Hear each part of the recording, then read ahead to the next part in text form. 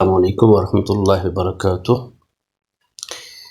اذان کا اذکار جو ہے وہی اذان جس طرح کہ مؤذن جب کہتا ہے اللہ اکبر اشہد ان لا الہ الا اللہ، اسی کلمات کو اسی طریقے سے دہرانا چاہیے اذان سننے اور کہے۔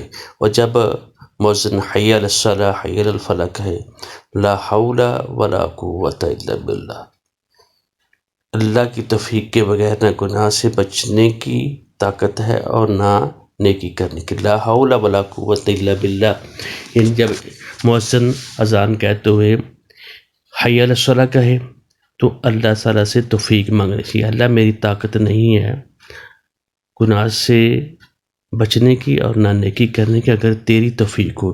اس کا مطلب یہ ہے لا حول ولا قوت الا باللہ، لا حول ولا قوت الا باللہ، حی علی الصلاۃ حی علی الفلاح۔